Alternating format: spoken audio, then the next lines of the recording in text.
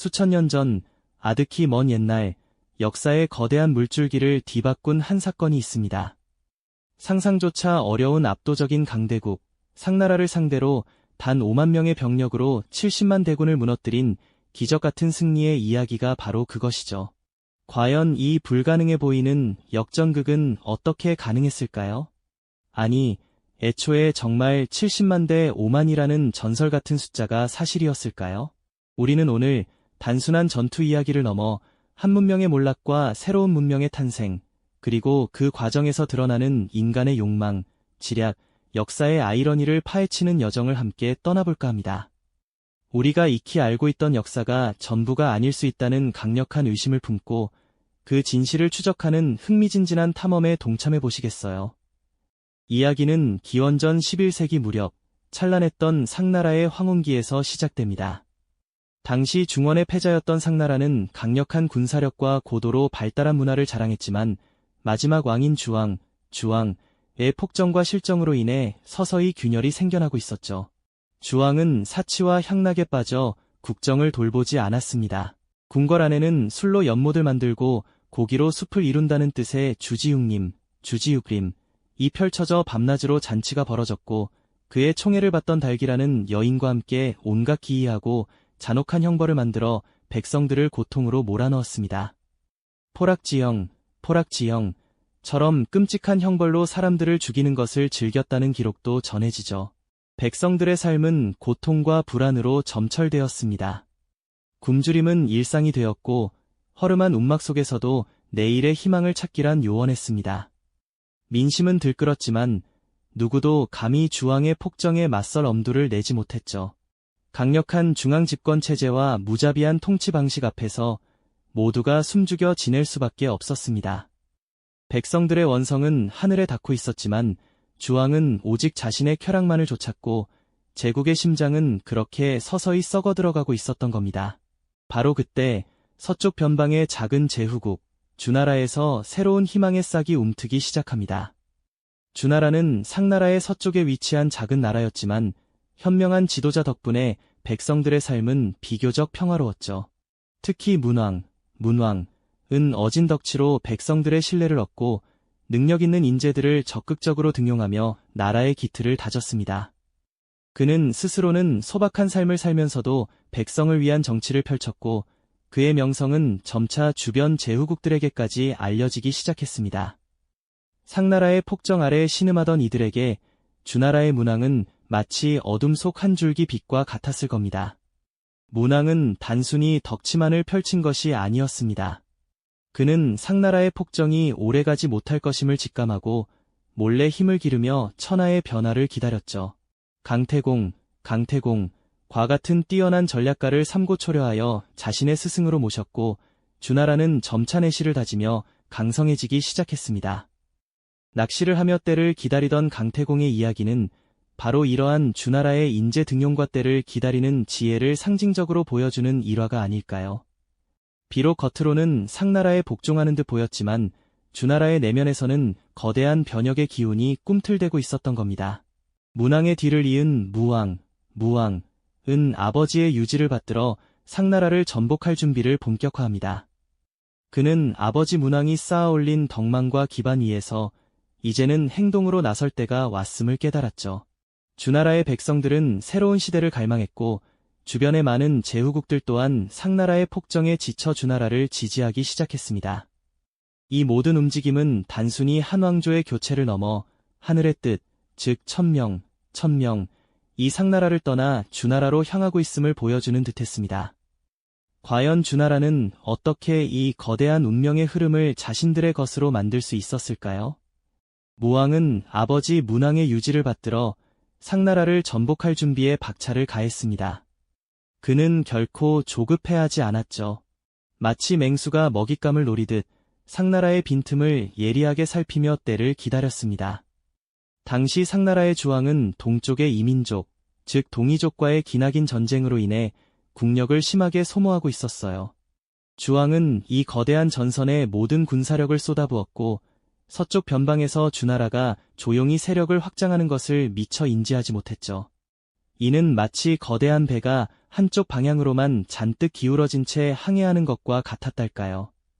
주왕은 동이족과의 전투에서 승리하며 잠시 환호했지만 그 승리의 그림자 속에서 주나라는 복수의 칼날을 갈고 있었습니다. 주나라의 무왕과 뛰어난 전략가 강태공은 상나라의 이러한 약점을 정확히 꿰뚫어 보았습니다.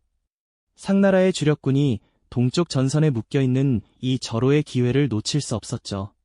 그들은 상나라의 수도인 조가를 향해 전격적인 진격을 감행하기로 비장한 결단을 내립니다. 주나라의 병력은 약 5만 명에 불과했습니다. 하지만 이들은 문왕의 덕치 아래 훈련된 정예병이었고 무엇보다 상나라 주왕의 폭정에 신음하던 수많은 백성의 지지를 등에 업고 있었습니다. 반면 상나라의 군대는 어떤 상태였을까요? 주왕은 동이족과의 전쟁으로 주력군이 지쳐있는 상황에서 급하게 노예와 죄수들을 긁어모아 무려 70만 명이라는 엄청난 규모의 병력을 편성했다고 전해집니다. 숫자만 놓고 본다면 주나라의 승리는 불가능에 가까워 보였을 겁니다. 그러나 이 70만 대군이라는 허울 좋은 숫자 뒤에는 심각한 문제가 도사리고 있었죠. 이들은 자신들의 왕을 위해 목숨 바쳐 싸울 의지가 전혀 없는 오합지졸에 불과했습니다. 오히려 주왕에게 깊은 원한과 분노를 품고 있었으니까요. 서기 1046년 주나라의 무왕은 드디어 상나라의 수도 조가 근처 목야 평원에서 주왕의 대군과 마주하게 됩니다. 이 역사적인 목야대전의 서막이 오른 순간이었죠. 주나라의 정예병 5만은 밤을 틈타 기습적으로 상나라 진영을 향해 맹렬히 돌진했습니다. 상나라의 70만 대군은 엄청난 규모였지만 훈련받지 못한 노예와 죄수들로 이루어져 있었고 마음속에는 이미 폭군 주왕에 대한 반란의 불씨가 활활 타오르고 있었습니다. 주나라 군사들이 맹렬히 공격해오자 상나라의 노예병들은 우왕좌왕하며 극심한 혼란에 빠져버렸습니다. 그리고 그 혼란 속에서 믿기 어려운 일이 벌어지기 시작했죠. 일부 병사들은 주나라 군대에 맞서 싸우기는커녕 오히려 자신들이 들고 있던 무기를 거꾸로 돌려 상나라의 주력군을 공격하기 시작한 겁니다. 마치 거대한 폭풍우가 몰아치자 낡은 둑이 속절없이 무너지듯 70만 대군이라는 허상은 한순간에 산산조각 났습니다. 주왕의 폭정에 시달리던 수많은 백성과 노예들이 마침내 억눌렸던 분노를 폭발시킨 결정적인 순간이었죠. 이들은 주나라 군대와 합세하여 상나라의 군대를 유린했고 전세는 순식간에 뒤집혔습니다. 이 장면은 단순히 군사적인 승리를 넘어 민심을 잃은 폭군이 얼마나 허약하고 무력한 존재인지를 여실히 보여주는 상징적인 사건이었습니다.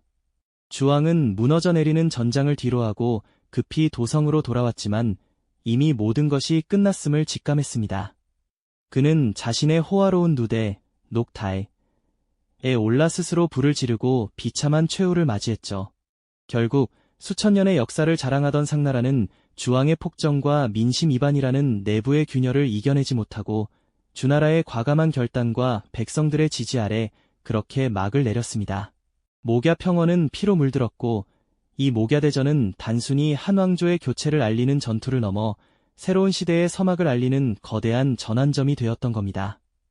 우리는 방금 주왕의 비참한 최후와 상나라의 몰락을 지켜봤습니다만 과연 그 거대한 전세 역전의 이면에는 어떤 진실이 숨어 있었을까요?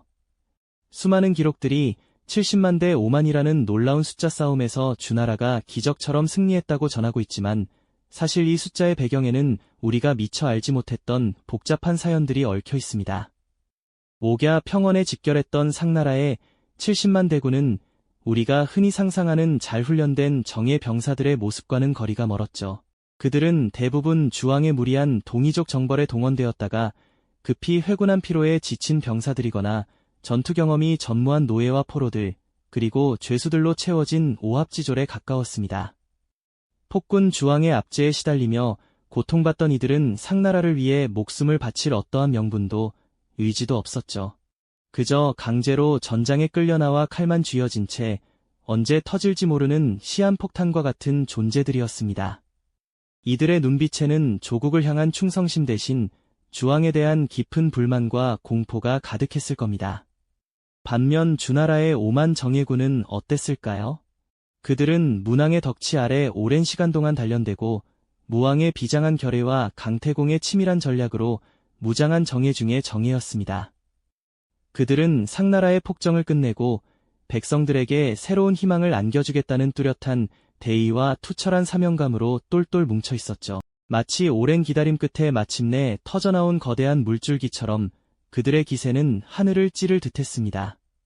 결국 목야 평원에서 두 군대가 마주했을 때 그 결과는 이미 정해져 있었는지도 모릅니다. 주나라의 정예 병사들이 거침없이 돌격하며 상나라 진영을 휩쓸기 시작하자 상나라의 병사들은 걷잡을 수 없는 혼란에 빠져들었습니다. 그들은 싸울 의지를 잃고 우왕좌왕했고 이내 주왕을 향한 오랜 불만이 폭발하면서 무기를 거꾸로 돌려 자신들의 왕을 공격하는 믿기 어려운 반란을 일으켰죠. 이 장면은 단순히 군사적인 패배를 넘어 민심을 잃은 권력이 얼마나 허약한 모래성인지를 여실히 보여주는 충격적인 광경이었습니다. 역사서에 기록된 70만 대 5만이라는 숫자는 어쩌면 승리한 주나라가 자신들의 위협을 더욱 돋보이게 하려는 일종의 과장이었을 수도 있습니다.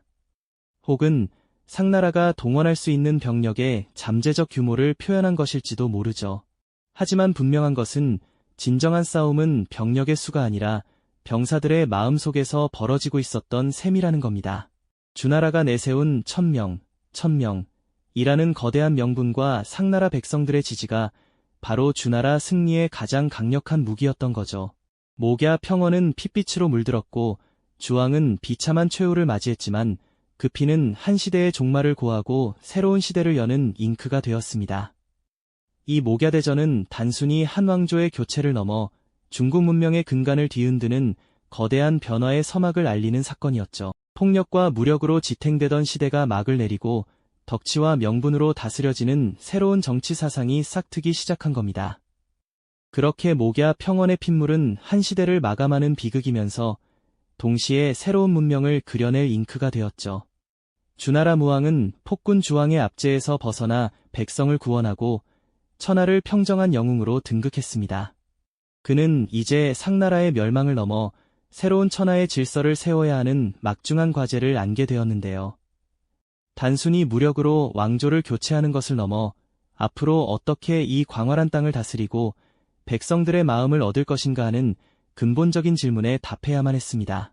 무왕은 멸망한 상나라의 수도로 입성한 후 백성들의 고통을 위로하고 새로운 희망을 선포하는 엄숙한 의식을 거행했죠. 이는 단순히 권력을 차지하는 행위가 아니라 하늘의 뜻, 즉 천명을 받아 새로운 왕조를 시작한다는 상징적인 선언이었습니다. 하지만 당시 주나라가 다스려야 할 영토는 상상할 수 없을 정도로 넓었고 이를 직접 통치하는 것은 현실적으로 불가능했습니다. 이에 무왕은 현명한 선택을 하게 됩니다. 바로 봉건제라는 새로운 통치 시스템을 도입한 것이죠. 봉건제는 주나라의 왕이 직접 모든 땅을 다스리는 대신 자신의 친족이나 공신들에게 영토를 나누어주고 그들을 제후로 임명하는 방식이었습니다. 제후들은 자신에게 주어진 땅을 다스리며 왕에게 충성을 맹세하고 유사시에는 군사적 지원을 제공해야 했는데요. 이는 마치 나무의 뿌리가 뻗어나가듯 중앙의 권력이 지방으로 퍼져나가면서도 유기적으로 연결되는 안정적인 지배체제를 구축하는 효과를 가져왔습니다. 덕분에 주나라는 넓은 영토를 효과적으로 통치하며 안정적인 사회를 건설할 수 있었죠. 무엇보다 주나라가 내세운 가장 강력한 통치 이념이자 역사적 유산은 바로 천명 사상이었습니다. 이는 하늘이 덕이 있는 자에게 천하를 다스릴 권한, 즉 천명을 부여하며 만약 그 왕이 덕을 잃고 폭정을 저지르면 하늘이 천명을 거두어 다른 덕 있는 자에게 넘겨준다는 혁명적인 사상이었죠.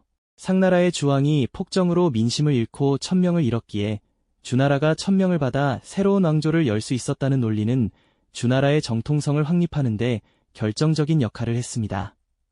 이 천명 사상은 단순히 정권 교체를 정당화하는 논리를 넘어 앞으로 등장할 모든 왕조의 통치자들에게 강력한 경고이자 지침이 되었습니다. 즉, 왕은 백성을 사랑하고 덕으로 다스려야 하며 그렇지 않으면 언제든 천명을 잃고 다른 왕조에게 자리를 내줄 수 있다는 강력한 메시지를 담고 있었던 겁니다. 이는 폭력과 신권에 의존하던 이전 시대와는 확연히 다른 덕치와 민본의 정신이 싹트기 시작했음을 보여주는 중요한 전환점이었죠. 목야대전은 단순히 한 왕조가 다른 왕조로 교체된 사건이 아니었습니다. 무력과 폭정으로 지탱되던 시대가 막을 내리고 덕치와 명분, 그리고 백성의 마음이 곧 하늘의 뜻이라는 새로운 정치 사상이 탄생한 순간이었죠. 전쟁의 상흔이 아물고 새로운 질서가 잡혀가는 주나라의 모습은 비록 피로 얼룩진 역사의 한 페이지였지만 그 안에서 인류가 추구해야 할 이상적인 통치의 방향을 제시하는 거대한 지혜를 품고 있었다고 볼 수 있습니다. 수천 년 전 상나라와 주나라의 이야기는 오늘날 우리에게도 여전히 깊은 울림을 줍니다. 아무리 강력한 권력이라도 백성의 마음을 잃고 폭정으로 치닫는다면 결국은 모래성처럼 허무하게 무너질 수 있다는 준엄한 경고를 던져주죠. 그리고 역사는 단순히 병력의 수나 물리적인 힘의 우위로만 움직이는 것이 아니라는 진실을 깨닫게 합니다. 시대의 흐름을 읽고 민심을 얻으며 올바른 명분을 세우는 것이야말로 진정한 힘이라는 것을요. 천명이란 결국 백성의 마음이라는 깨달음이 오늘날 국민의 뜻이나 시대정신으로 이어지는 건 아닐까요? 이 영상이 도움이 되셨다면 좋아요와 구독 부탁드립니다. 여러분의 응원이 제게 큰 힘이 됩니다. 다음 영상에서도 더 유용한 정보를 공유하겠습니다. 감사합니다.